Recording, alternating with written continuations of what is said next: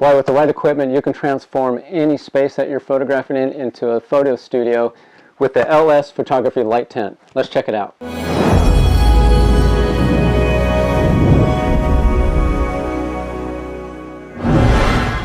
Okay, so we have the LS Light Tent.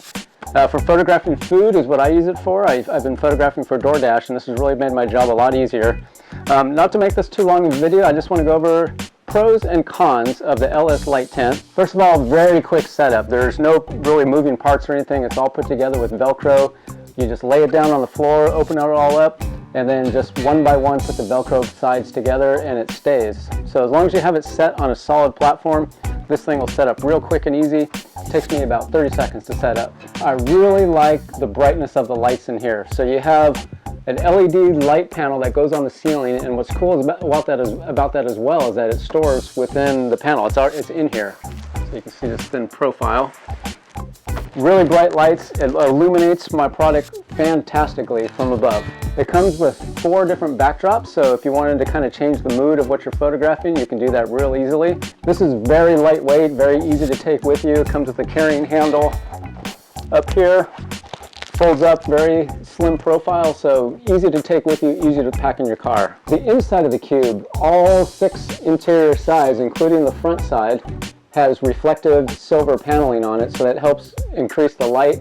I found it was fantastic about reducing the shadows. The last pro I have about this is the size.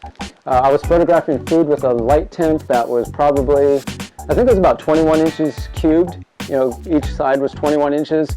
And although the food could get in there, it was really difficult for me to fit the plates through the opening. So this one is 25 inches on each side, so that gives me plenty of room to operate. Okay, so those were the pros. And although, like I said, I don't have cons for this product, I will share with you things that I found to be a little more challenging, that just took more effort and attention to detail. So being that the light's coming from above, I felt like to get the lighting that satisfies me, I still had to light my object from the front. So I still bring with me another LED light that I shine from the front, and especially if I'm photographing a hamburger or a cheeseburger that's stacked and has layers, and I just want to make sure my light gets in there and shows all the layers from within. The second con or challenge is the backdrops. So the backdrops are made out of a thicker material, so they come rolled up, and so they really have a lot of memory, if you get my drift on that. So when you're trying to get it into the tabs and then stretch it into position, sometimes you have to weight it down, or what I did when I was shooting with it yesterday is I actually made sure that I had it installed with a curled side down, and then I curled it around the front of the table. And then the tabs that you have inside here, they're small. They're just alligator clips that you normally use for pieces of paper. So you really got to just make sure you have them clipped in there really tight and securely before you let go. The power pack. So the power pack is probably the bulkiest item of this entire ensemble. So all this folds up really nicely into this little case, but then you've got the power pack to deal with. And so I just attached a bag that I had from some other gear, and I just keep the power pack in this bag, and it's tethered to the handle.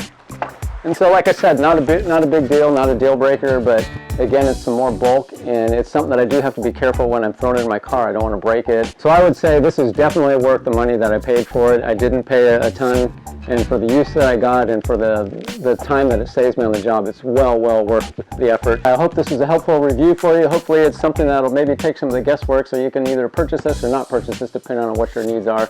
If you like what you saw, be sure to subscribe, and until the next video, this is John Osumi from Motion Shooter Photography.